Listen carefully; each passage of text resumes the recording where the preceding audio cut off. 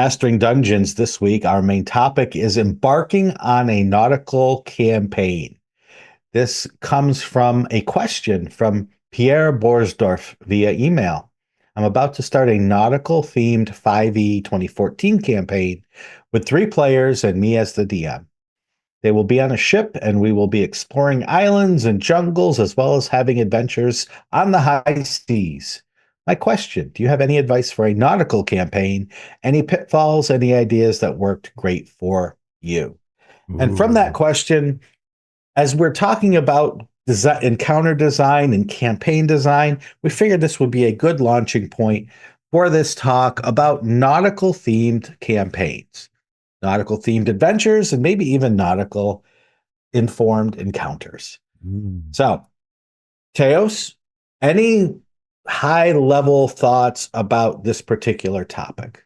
Oh, yeah. I mean, nautical campaigns are so much fun. And we've talked about this even when we were doing the review of Greyhawk, and we would talk about a lot of the settings. I think some of the countries in Greyhawk that really excited us were these sort of pirate areas, island areas, because there are so many interesting, neat pieces. When you think of like the big themes of different countries coming together and clashing. You think of sea creatures, you think of piracy and trade, of exploring, isolated lands that it may be like is mentioned in the question, right? Thick jungles that you have to go through and see what ancient civilizations are there, buried treasure, right? Just so many fun ideas. Mhm. And my thoughts immediately go to encounters Hmm. when I see this. And so I think of the fun of how you might run encounters on a sea vessel, Hmm. what sort of things that you couldn't do with a typical land-based campaign that you can do in a nautical campaign, Yeah. but also the pitfall of repetition, of trying to enforce this idea to the point where you are no longer creating inspired encounters and you are just running the same sorts of things on the same ship with the same map over and over and over again. So we will come at this question from many different angles, Hmm. but we're going to start with this one, Teos. What are the strengths of a nautical campaign? What can be great about them? So, one thing that I really like is that it is a very pulpy kind of style of play. So it creates a lot. It's easy to have high excitement, come up with really neat, almost gonzo ideas, right? That are surprising and fun. Literally powder kegs that you light, Mhm, right? mhm. Swinging across ropes, fighting on decks that are shifting in a sea storm or in the rigging. Jungle, and any of those like Indiana Jones type things, where it's just full of that sort of pulpy feel is one of the strengths. It really gives you the excuse to do that in the way that a urban setting doesn't quite. You can do these things, but it isn't as easy, right? Yeah. My One of my biggest loves of this type of campaign is the idea of a base that Mm. moves. Yeah, your ship. And Hmm. so that it reinforces for the players an ownership of part of the game. This ship is yours. You can not only take it not everywhere, but anywhere on the water or anywhere in the ethereal sea that you can. Yeah, But yeah. you can also change it, right? You can Hmm. also, if you use certain rules, you can build additions to the ship. You can Hmm. build uh, parts coming off of the ship. You can make it magical. Yeah, You can, and it gives the players this agency to change the ship in a way that makes encounters upon it different from level yeah, to level, from adventure to adventure. And so yeah. that's one thing I love about that. Yeah, and a lot of cases where you have a base, you struggle to know how to use it, right? So if you build a Mhm. castle, it's like normally, the enemies, whatever they are over in their land, their area. So they have Mhm. to now like trek to your land, and that's a little weird. And even if they, you can come up with once, but are they going to constantly do it? You run into that. Why am I doing anything at your base? But your Mhm. ship moving around, docking at ports, dropping anchor off the coast of a strange island. There are so many reasons why things can fight you when you are on a ship, and it's really fun. And similarly, there is this buy in on the exploration pillar built right into this idea of a nautical campaign. You are doing exploration in all the ways that that pillar involves, right? Lots of checks to learn about the places you're going to. You're going to set anchor, you're going to explore lands that you haven't been to. You're going to be full of questions that involve this sort of interaction with all of your environment and the literal trekking through and seeing, can we reach the high ground and look around? Can we find food? Can we, any number of things that are off of this? You could hex crawl, you can do narrative Mhm. exploration. All of that is right there and highly rewarding. And I'll add one more thing that I like about this, which is that you can change it up. In a Mhm. typical campaign, you sort of set out what your world is, and there are only so many things you can easily cram on the map. But when you're going into little islands and so on, it gives you the freedom to say, "Oh, this island is like this, but this other one is totally different," and it has a little more, it's more realistic, maybe easier to buy into that to those differences. Yeah. I love the strength of challenging the players to think in terms of managing their environment and also challenging DMs to create the encounters and stories that enforce that management. Yeah, So I think of at very low levels, the ship is attacked by something that breathes fire or that shoots fire or that uses fire. And that teaches the players we need to account for this.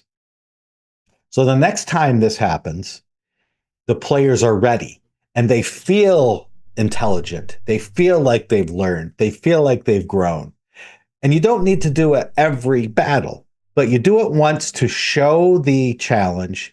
Then you do it again to let the players show that they have mastered that challenge. And then the next time it's a ramming device. All yeah, right, so how are the players going to prepare to deal with that if their ship is breached and starts taking on water, right. right? Mending spells, right? What are they go how are they going to do that? And then they prepare for that so you can challenge players and challenge yourself as the game master to do this sort of learning Yeah. as a player and as a character and as the game master. Yeah, absolutely. That whole, and we'll get into some of the challenges which involve in this, but when you figure out your ship combat, it can be super, super fun. There are so many different things you can do. Like examples I've used in different ship-based campaigns are things like, a catapult that throws stones over, except the stones are skeletons that animate once they clash on the deck, right? You can do things like you talked about where you could threaten in different ways. So you could threaten the crew, and you need your Mhm. crew to pilot your ship. Or you could just take on the heroes because they board, or they could be damaging the ship because they're going for that ramming or siege weapons against your ship. And so those different challenges create different opportunities and stories, keep it very fresh. It's not all just, hey, we have our character capabilities and we do these same things in the rooms that we enter, right? Mhm. The last thing I'll mention about one of the joys of it is opening that monster manual or that third party book and using those aquatic monsters that just languish Yeah. there. Poor Sahuagin, they're languishing there under the water. They're lying in the reefs, and you can never use them, or you can only use them in very specific situations. And if you're on the high seas, you can use that dragon turtle to great effect. Yeah. I love it. All right, so let's talk this question through then. How can nautical campaigns be like regular D&D campaigns, and how can they be different? What are some things you can carry over, or what are some things that you have to come at in a different way? Yeah, I liked your first item that you have here. You still need to have both short term excitement and long term fun, and that's really really key. Um, any campaign in D&D is going to benefit by you're doing some work as DM ahead of time to lay out what the major themes are, the kind of rules that guide play, that guide your creation, that guide how the players approach things. And I'll actually toss into our show notes something that I put together on a blog post around a potential Pirate Isles campaign, looking at, if you've looked at like the 4th edition Neverwinter campaign guide or the Eberron setting, they have these really nice ways of putting together truths, right? And so here's a thing I did for a possible pirate campaign. The world is small, but travel is dangerous. The islands are relatively small, but overland travel is perilous, involving dangerous lands and creatures. The sea is rough and the shores are unforgiving. Pirates and sea creatures abound. You know, a pirate's life. You might not be pirates, but most people in the area are involved in piracy. Some are nefarious, right? There's an exciting world, lost treasures and secrets. 3 islands, so we can define how many islands are there, right? 3 main islands. The mainland threatens. Maybe there are these merchants from this land that have sent expeditions. So defining your world out that way, that sets us up for that short-term excitement and long-term fun, because we can have short-term payoff like, hey, we want to explore this island, but the larger question of how will these islands withstand the threat of the, terrible people that are trying to take them over? Mhm. Absolutely, all of this and more. And I'm going to throw in the Ethereal Expanse from Ghostfayer Gaming, because that has been on my mind recently for reasons. And that does a very similar thing, except it leaves this mundane water world behind, and it moves the seafaring to the ethereal expanse, which is sort of the astral sea. So not only are you on a liquid that you float on, it is magical. So Yeah. going into it is more dangerous than just going into water. And going Yeah. into water is dangerous enough, as we will talk about. But it is a portal to other worlds. So you've got the localized islands of the ethereal expanse that you can explore. But it's also, you can sail your ship to any number of worlds that attach. And so that does this short-term, long-term thing very well. As also, short-term is, we need to get to this island, we need to get to the portal to close it or to open it or to stop something from coming through or to push something through. And then we can always go, if we get tired of the nautical experience, then we can go and have a completely different adventure in this completely land-based way, Yeah. coming back to the nautical theme when we're ready. Yeah, and that's a fun thing to tease out, that can be different from regular campaigns, is leaning into this side of the ship. You can give them an initial ship that they will obviously want to change up. Give them a small way to customize it. Give them a few tastes of how fun can be had on a ship, and see how they're liking it. Yep. If they're liking that, then you can lean more into, now let's get a ship that you really would want to own and improve and make into your base, work on those aspects. We could have many more ship battles, right? That if you see some tension, then you can back off and say, well, let's spend more time on land. It gives you that freedom to do that. Right. I think of Star Trek for something like this, where you have some episodes that just take place on the ship, and the ship is in danger, or something happening on the ship is the interesting part. And then sometimes it's, we're at a new world and almost nothing takes place on the ship, but the ship is still there. The ship is a character in this show, in this campaign, that we always need to be aware of, because it is our lifeline. It is our connection to the rest of the story, to the rest of the world, to the rest of the adventures that we have to take place here. Yeah. This is an aspect that can be very different, but it's a challenge to make it so, which is being underwater. There are a number of ways that you can make underwater encounters be different, like the 3-dimensionality of it, with aspects such as temperature or pressure, or how your weapons are affected, how your spells. So you can think about that and think how to incorporate those aspects, either more or less, right? To a greater or lesser extent, depending on how much you want it to feel like regular D&D. or be different and new and interesting. I really like doing underwater for specific kind of highlight battles, like big cinematic things with lots of terrain, and I use elevating layers and things that I can use to track how high up people are. And I do that really as a big deal, and then I will not do that a lot for a while. Mhm. Because what I Yeah. don't want is to people forever. What I least like is when we are underwater and we forget we are, right? Where Mhm. you're just Yep. going through a dungeon like any other time.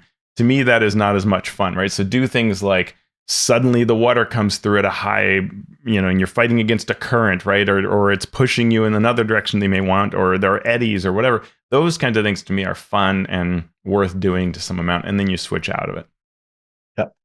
The one thing I love about nautical adventures that I can't always count on in land-based adventures is this idea of the passage of time between adventures. Because if you are running the Caves of Chaos, there's nothing stopping the players from going back to the Keep on the Borderlands, resting, and then the next morning going off to the Caves of Chaos. Yeah. And they level and they go back, and the next day they're back to the Caves of Chaos. Uh-huh. And you can stop them, but you are sort of strong handing that by Yeah. doing that. Good point. With Yep. a nautical campaign, if they need to go from this place to this place, they need to take that time, and there doesn't necessarily have to be adventures that take place there. So you can enforce this sort of slower progression. Yeah. Yeah, it's But nice. what is limited is potential downtime. So you can't have one character say, well, I want to use the blacksmith shop to create my armor, because there's probably not a blacksmith shop on your ship. There Mhm. might be if it's magical and strange in some way, but that is a limitation of it. So there's a back and forth there that you need to always keep in mind. But you can do some interesting things, like you could say one of the fun things of damage to the ship is that now you've got to go to port to repair it. Correct. And that Hmm. can force that kind of cadence, right? Or we need to replace some of our lost crew, sell off some of our treasure, right? You can think of some things like that to force that. So, this is part of that question of the advice and pitfalls, is to think about how you're going to establish that cadence that you want to have. If you want Hmm. them to come back to port quite often, you will need to have the motivation, like you care what's Hmm. happening at port, right? Maybe this is the point of light surrounded Hmm. by the darkness and under the threat of those merchants from the mainland. And so Right. they care about what's going on here. So checking in is an important piece. Maybe they need to resupply, they need to repair, they need to get crew.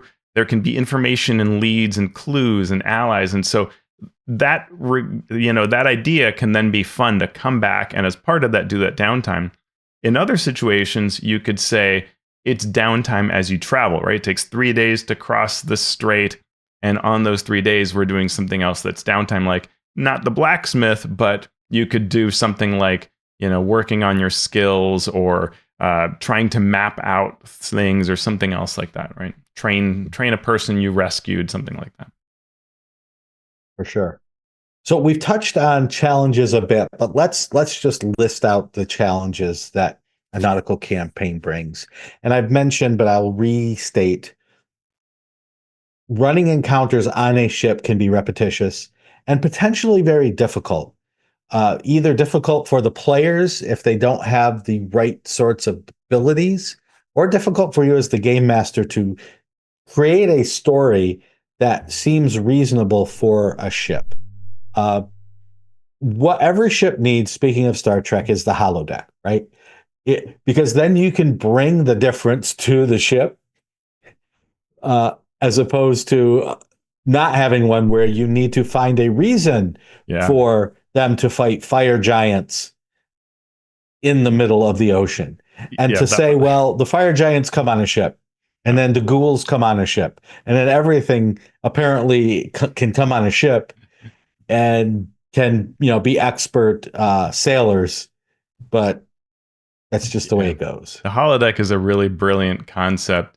But Hmm. there can be things like there could be, portals and summoning, and Hmm. and strange weather events, flying things. You know, Mhm. there are a lot of Mhm. ways that you can bring encounters to a ship to make it different. But also, Yeah, as you mentioned, you can get off the ship for some time, and that can change for things sure. up. Another challenge of the nautical campaign is the lack of monsters that you would normally have at your disposal. And Mm, again, like I just said, you could bring them, but it's not like going into a Kobold War and going into these places that you could find likely on a yeah, ship. yeah, yeah. Yeah, and 3D underwater, everything about that can be hard. I've played a lot of games where in theory my character's underwater, but realistically we're all walking on the ground. We Yep. have water breathing, and that is easy. In fact, even easier in some ways in 2024 to just ignore, or give yourself a swim speed. Spells can often do Yep. that for you. And then it's like you're just underwater, but it's color. And so you have to really think through how to make that interesting with, like I Mhm. mentioned before, things like currents or temperature, taste of the water, right? Just things that, make it an interesting, constant reminder that you're underwater. Cover is things like, Sargasso type things that are Mhm. growing underneath, algae, things like that, versus normal shrubs. Like keep reinforcing that so it doesn't wear out and just feel like, oh, that's right, we've been underwater for hours. I forgot. Yep. All right. So, what are some other factors that we should consider if we are planning a nautical campaign? One that I love, we've kind of mentioned this, but it's the idea of sea creatures, right? A lot of times there are all kinds of creatures we just don't use in our typical campaign. So everything from like krakens or sahwagan, right? You can get these different creatures you wouldn't otherwise use and bring them into great fun. Or something like an ooze that's transparent underwater, right? Can be so much fun. A water weird. You can have a lot of great experiences with those kinds of creatures. Mhm.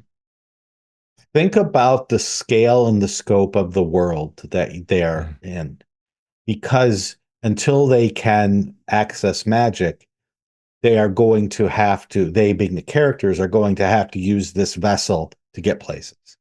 So if you make the islands, if you make the land masses really close together, and it's just a short trip, then you're not necessarily really getting that nautical feel Yeah. down. If it's too long, then you are spending months and months, right, from Europe to North America via a ship where it's a month or Yeah. more. Even with a big sailing ship, uh, it can take too much time and lose the rhythm of the campaign. So thinking in Yeah. terms of that is important. Yeah, I think you generally want things to be within a somewhat narrow area. And what you can do is use things like weather to make it even longer if you need it, right? If there are terrible storms that triple the length of time to cross. And an important thing to think about it, I deal with this in my Deadlands campaign, is the actual map of the area I found was quite small. Like you can almost get across the entire map in one day. And I realized for the types of stories I was really looking forward to, I want there to be a few days of travel between any couple of towns so that Mhm. things happen, so that you are camping as the sun sets and dealing with night watches and things like that. And so, similarly, think through in the types of stories you want to tell for this nautical campaign, how many days are they in a ship between to say the two closest islands or the two furthest. Mhm. And that gives you a different cadence, right? How easy is it to get back to that main port that we talked about where all of your important information comes from and where outcomes are important, right? Maybe it gets attacked by enemies while they're away. Can they react to that at all, right? And so that makes it interesting. If as you said, it's months, then it's almost like, well, we can't help them if we're just let's forget about them, right? But you want a little more immediacy. Yeah. Think about what sorts of themes that you want to deliver with this campaign. Is it going to be something that lasts the whole campaign? Is it going to be all about piracy for all three or four or however many tiers that you play? Is it a more political campaign where trade routes are important and you're sailing to protect those trade routes or to mess up those trade routes? Uh, Yeah. is it going to be a multicultural world where you interact with very different cultures depending on where you land because the the interaction, the diffusion between these cultures is really limited. And Yeah. like I said, you could change it up from tier to tier if it Hmm. begins to get repetitive. What starts out as a survival on the high seas from levels 1 to 4 becomes a, stop the pirates or become the pirates from levels 5 to 10. And then it can become a more world spanning uh, theme Yeah. from there forward. We can look at the Moonshays as an example of that, right? Well, a lot of times you think about the stories of, Prince Kendrick and all of the issues around the moon wells and so on that kind of lock you into a main concept. But then you have these other islands where you have pirates and you have werewolves and you have, gods clashing in other ways. And so all of that creates a really neat excitement that lets you break off and have an arc or other factors come in and change it up. Yeah. And the last thing I'm going to mention is the ship to ship combat. Mm. That should be in a nautical campaign, at least at some point, very important. Mhm. And there's a lot to take in with this sort of campaign, these sorts of encounters. How much do you want to challenge the party by doing things to the ship? How much do you want to put them at risk? How many resources or how much mental game time space do Mhm. you want them putting toward upkeep of the ship, saving the ship from monsters as opposed to killing the monsters? That can become a huge part of the game, and it could be super fun Mhm. if the players are into it and if the rules work, or it could just be a drag Yeah. if it's not something the players are interested in, if it becomes either too complicated or not riveting enough to draw and keep attention. Yeah, just within fifth edition rules, looking at the Ghosts of Saltmarsh is Mhm. great because they have a number of ways you can customize your ship and leaning into role type concepts, ways that ships can work a little better in combat. It's not a whole lot, but it's a good start. You can also look at things like the more simple ship combat system in Morkborg, which is Mhm. actually, or sorry, Pirate Borg, which is also fairly similar to what the Ethereal Expanse setting by Ghost Hollow Mhm. does. So things like, checking for the wind, a little more that is interesting of, okay, what are we trying to do? And the idea of like, well, you need to get broadsides to fire on the other ship. Mhm. And so there's kind of a tactical fun game, but it's not as complicated as if you think about like the X-Wing attack game where you might have a couple of rounds go by where nobody hits each other, right? Or one side can't do anything. That may be a little more frustrating. Fifth edition combat by default, moving vehicles at sort of a scale where you're really putting the ships on the map, can be lackluster. Which is why, Mhm. if you look at the Spelljammer adventure, it basically always brings the two ships together and combat Mhm. happens on decks. Right. That is an option. I find Mhm. it very lackluster, right? So I want Right. better rules. And that could be an entirely different, separate conversation about how to do ship combats. I have a lot of For ideas sure. on it, but you want to change away from the default to make it Mhm. exciting, and deal with that. One thing you can do is in your world, change how much damage siege weapons do. The way they're set Mhm. up now, it takes a long time for ships to beat each other up. If those ships fire at important NPCs or creatures or Right. heroes, that hurts. And so, do you Right. like that? Thinking through that and changing that up, I think lowering that damage can be good. Mhm. One thing we could do next time, Teos, is sort of create our own nautical campaign. Ooh, You think you'd be up for that? yeah, I like it. That's a great idea. All right. So Love it. so next time we are going to brainstorm and start to create a nautical campaign of our very own. Mm, love Anything it. to say before we head out for this week, Teos? Yar. Yar has been uttered, and that means it's time to go. So thank you everyone for listening out there. If you are a fan of the show, we so much appreciate you spending some time with us. And if you're not a fan of the show, we appreciate you hate listening to us, and we will continue to try to foster that hate within you that keeps you coming back. And if you are truly in love or hate with the show, you can join our Patreon to help support us. You can become a Master of Dungeons supporter. We thank you for that. And there are several of you out there listening now. If you are a Master of Realms supporter, so you can get a shout out here in our show notes.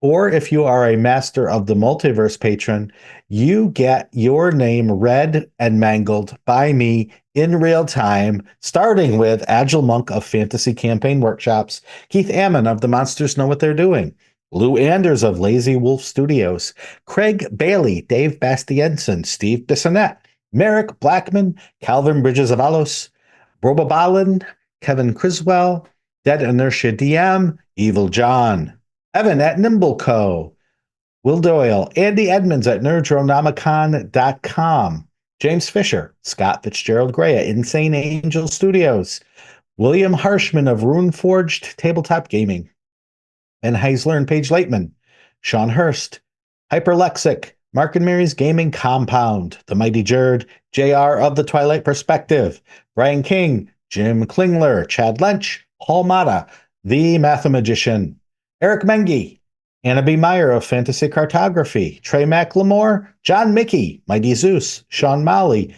Falcon Neal, Tom Nelson from the Deck of Player Safety, DT Norris of DT and Dragons, Phil Wirt from the Philadelphia Area Gaming Expo, Philip and Lindsay, Frog Prince at Tentacles Squelching Wetly, Post Fiction RPG Audio, Ricardo Who Might Adventure, Robert Pasley, Vladimir Prenner from Croatia, Pugnus, Ozymandias Rex, Runner Rick, Chance Russo at Drago Russo, Andy Shockney, Krishna Samosa, Tim Smith, Spark from Dunor Games, Josh and Lee Wanika of the Tabletop Journeys podcast, Talos the Stormlord, Jeremy Talaman from the D&D and TV podcast, Tres, Joe Tyler, Marcelo de Velasquez, the Valiant DM, James Walton, Graham Ward, Jason Ward from Accidental Cyclops Games, Javier Waziak, Waterford Wizard, welcome, Chris Webster,